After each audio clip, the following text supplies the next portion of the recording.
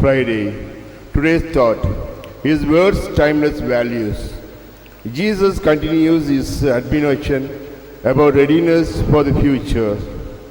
The world in which we live will one day disappear, but the words of Jesus, words of truth and life, will be forever valid because they represent a vision of life and those timeless values which we understand as emanating from God and to which every single human being is innately called. As we are at the end of the liturgical calendar year, it is a time for us to make our decision whether we want to belong to the kingdom that Jesus has inaugurated. If we belong to it and also make it spread through our life's work, then no matter when He comes to call us, we are ready.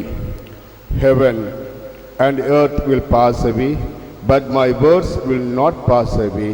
Luke 21, verse 33.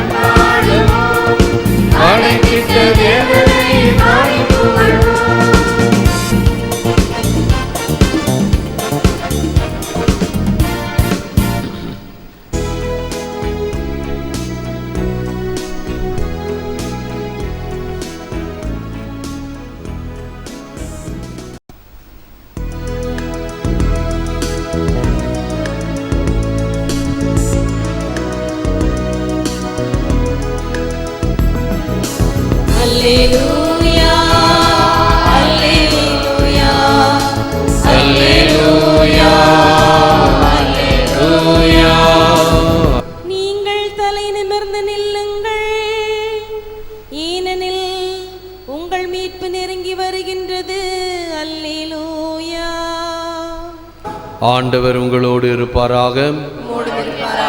புனித லூக்கா எழுதிய நற்செய்தியிலிருந்து வாசகம். ஆண்டவரே உமக்கு மகிமை. அக்காலத்தில் இயேசு ஒரு உவமை சொன்னார். அத்தி மரத்தையும் வேறு எந்த மரத்தையும் பாருங்கள். அவை தளிர்விடும்போது அதை பார்க்கும் நீங்களே கோடைகாலம் நெருங்கிவிட்டது என அறிந்து கொள்கிறீர்கள். அவ்வாறே இவை நிகழ்வதை காணும்போது இறையாட்சி நெருங்கி வந்துவிட்டது என்பதை நீங்கள் அறிந்து கொள்ளுங்கள். அனைத்தும் நிகழும் வரை இத்தலைமுறை ஒழிந்து போகாது என நான் உறுதியாக உங்களுக்கு சொல்லுகிறேன். விண்ணும் மண்ணும் ஒழிந்து போகும், ஆனால் என் வார்த்தைகள் ஒழியவே மாட்டார். இது கிறிஸ்து வழங்கும் வாழ்வு தரும் நற்செய்தி. கிறிஸ்துவே உமக்கு புகழ். Heaven and earth will pass away, but my words will not pass away. விண்ணும் மண்ணும் ஒழிந்து போகும், ஆனால் என் வார்த்தைகள் ஒழியவே மாட்டார். இயேசுவில் அன்பார்ந்த சகோதர சகோதரிகளே, அன்பார்ந்த பிள்ளைகளே, அன்பார்ந்த தொலைக்காட்சி விசுவாசிகளே, the word of God is living and active, sharper than any double-edged sword. It penetrates even to dividing soul and spirit. It judges the thoughts and attitudes of the heart. எபிரேயருக்கு எழுதப்பட்ட திருமுகம் 4ஆம் அதிகாரம் 12ஆம் திருவசனம். கடவுளுடைய வார்த்தை உயிருள்ளது, ஆற்றல் வாய்ந்தது, இரு பக்கமும் வெட்டக்கூடிய எந்த வாளினும் கூர்மையானது, ஆன்மாவையும் ஆவியையும் பிரிக்கும் அளவுக்கு குத்தி ஊடுருவுகிறது, உள்ளத்தின் சிந்தனைகளையும் நோக்கங்களையும் சீர்தூக்கி பார்க்கிறது. இந்த இறுதி வாரத்தில் இறைவனுடைய வார்த்தைகள் மிக முக்கியமாக இந்த உலக முடிவு, உலக அழிவு, நம்முடைய கதி, வானில் பூமியில் தோன்றக்கூடிய அறிகுறிகள், இவைகளை பற்றி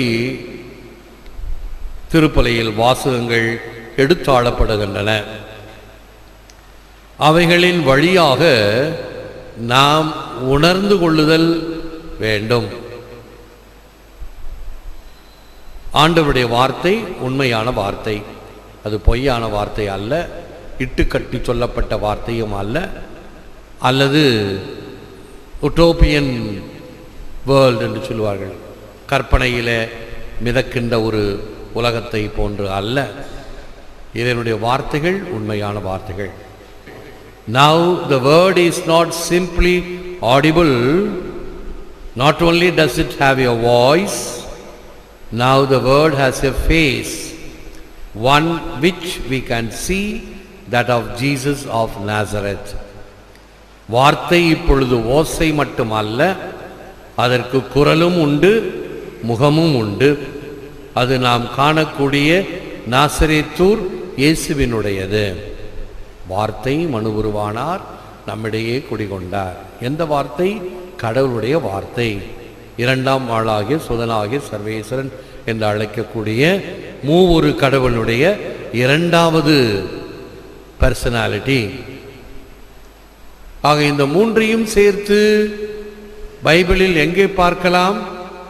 இயேசு ஞானஸ்நானம் பெறும் பொழுது இந்த மனு உருவான நம் ஆண்டவர் இயேசு கிறிஸ்து யோர்தான் நதியில் நிற்க, பரமபிதா அந்த அசரீரி, அந்த ஓசை, இவரே என் அன்பு மகன், இவரிடம் பூரிப்படைகிறேன். ஞானஸ்தானத்தின் பொழுது சொல்லப்பட்ட வார்த்தைகள் இவைகள்தான். இவரே என் அன்பு மகன், இவரிடம் நான் பூரிப்படைகிறேன். அந்த வார்த்தை மனு உருவானவர் அங்கே நிற்கின்றார். திருமுழுக்கு யோவானிடமிருந்து திருமுழுக்கு பெறுவதற்காக வானத்திலிருந்து புறா வடிவிலே பரிசுத்த ஆவியானவர் இறங்கி வருதல். இந்த மூவொரு கடவுளை பார்க்கின்ற, கேட்கின்ற, அறிகின்ற ஒரு பகுதி. ஆக அந்த வார்த்தை மனு உருவானவர் நம்மிடையே குடிகொண்டு அந்த இறை ஞானத்தை நமக்கு தருகிறார். அகுஸ்தினாருடைய வார்த்தைகள், the Son of God became Son of Man so that the sons of men will become sons of God. இறை மைந்தன் மனிதனானார், மனிதர்களாகிய நாம் இறை மைந்தர்களாக மாற. Knowing Scripture is knowing Christ. To really know Christ is to really love Christ. விவிலியத்தை அறிவது கிறிஸ்துவை அறிவதாகும். கிறிஸ்துவை உண்மையில் அறிவது கிறிஸ்துவை உண்மையில் அன்பு செய்ய. அன்பு செய்வது என்பது வெறும் வார்த்தைகள் அல்ல, அது செயல்பாட்டில் வடிவம் பெற வேண்டும். இயேசுமா காவியம் கூறுகிறது, சட்டத்தை இயற்றுகிறவன் வீட்டை கட்டிய வல்லுனன் மட்டுமே, சட்டத்தை கடைபிடிப்பவன்தான் வீட்டுக்கு சொந்தக்காரன், இல்லறத்தின் உரிமையாளன் என்றார். அதைத்தான் ஆண்டவர் சொல்வார், யார் என்னுடைய வார்த்தைகளை கடைபிடிக்கிறார்களோ அவர்களே என் சகோதரன், சகோதரி, தாயும் ஆவார். இறை வார்த்தைகளை கடைபிடித்தல் வேண்டும். ஆக இந்த இறுதி வாரத்தில் நமக்கு கொடுக்கப்படுகின்ற இந்த எச்சரிக்கை, ஆண்டவருடைய வார்த்தையை வெறும் செவிமடுத்தல் மட்டும் போதாது. செவிமடுத்தல் மட்டும் உள்ளதாக இருந்தால் அது ஒரு ஓசையாக, ஒலிக்கும் மணியாக, வெண்கலமாக அமையும்.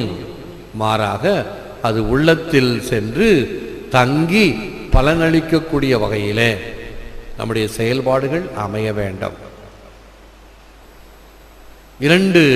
ஒரே கருத்தை இரண்டு வகையாக சொல்வதை படித்தேன். உன்னை வார்த்தைகளினால் தாக்குபவர்களுக்கு பூக்களை வீசுங்கள். அந்த பூக்கள் உலர்ந்து போகலாம். அந்த பூக்களில் இருக்கக்கூடிய விழுதுகளோ விதைகளோ அங்கே விழுந்து முளைக்கலாம். இன்னொருத்தர் என்ன சொன்னார், ஒரு தடவை பூவை போடுறேன், மறுபடியும் திட்டுறான், மறுபடியும் நான் பூவை போட மாட்டேன், பூ சட்டியை தூக்கி அவன் தலையில் போடுவேன் அப்படின்னு சொல்கிறார். இது வேறு விதமான ரியாக்ஷன். ஆனால் இந்த காக்கைகள் உணவு தீனி தின்றுவிட்டு அதனுடைய ஒரு காக்கையினுடைய வாழ்நாளில் ஏறக்குறைய 30,000 விதைகளை தங்களுடைய எச்சத்தால் விதைக்கின்றன. முளைக்குது. சில சமயத்தில் நம்முடைய கட்டடங்களில் இந்த அரச மரம்லாம் வருது இல்லையா, அதெல்லாம் காக்காயுடைய எச்சத்தில் தான், பறவைகள் எச்சத்தில் வளர்வதுதான்.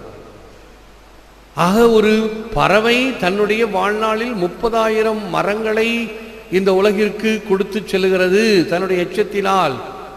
மனுஷங்க நாம் என்ன செய்கிறோம்? சிந்திக்கக்கூடிய ஒரு கேள்வி.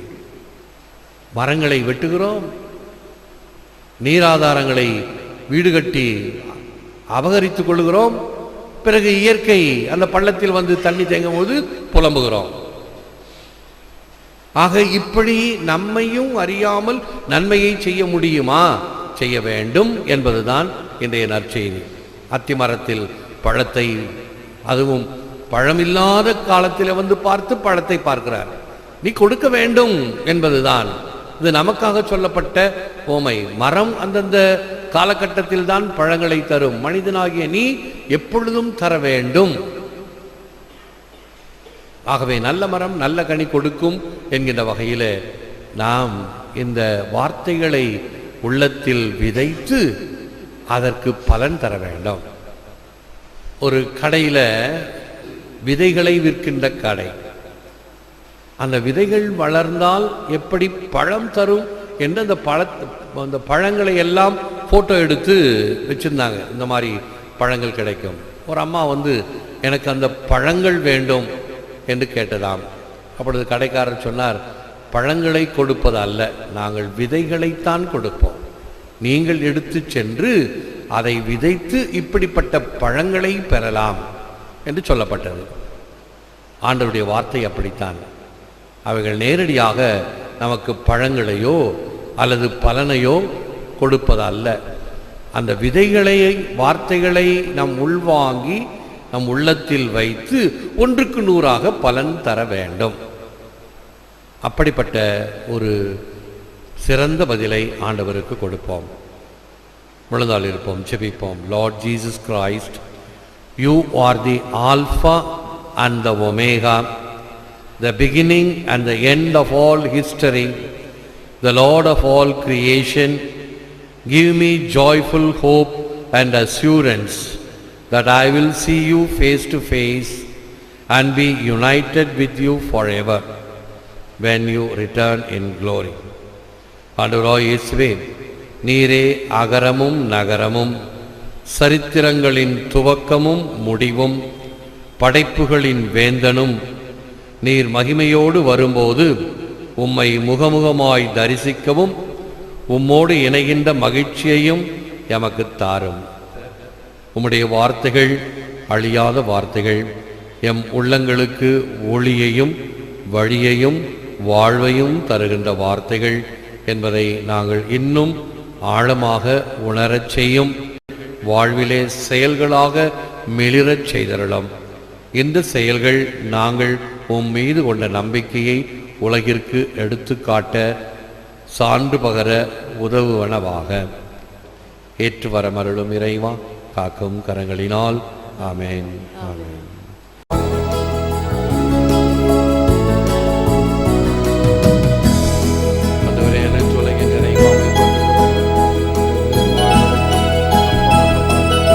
இறைவன் என்றென்றும் வாழ்த்து பெறுவதாக.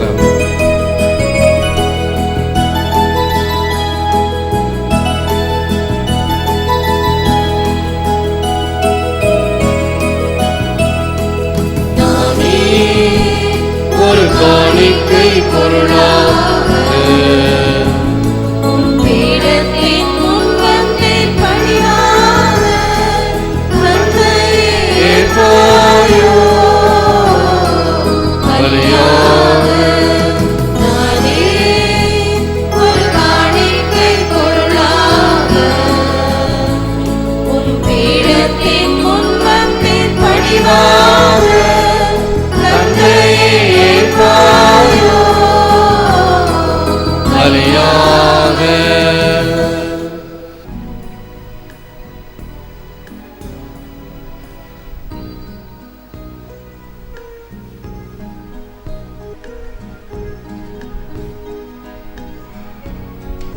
இயேசுவில் அன்பானவர்களே, ஆண்டவர் உங்களோடு இருப்பாராக.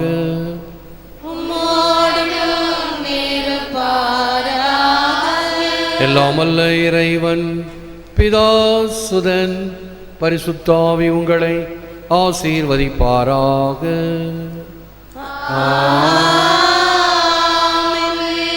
சென்று வாழுங்கள், திருப்பலி நிறைவேறிற்று. இறைவா உமக்கு நன்றி. அன்பின் தேவன கருணையிலே அழியா புகழோடு வாழ்பவரே, அன்பு பாதையில் வழி நடந்தே அடியோர் வாழ்ந்திட துணை செய்தீர். அன்பின் தேவன கருணையிலே. பிதாசுதன் பரிசுத்த ஆவியின் பெயராலே ஆமென். இயேசுவுக்கே புகழ், மரியே வாழ்க.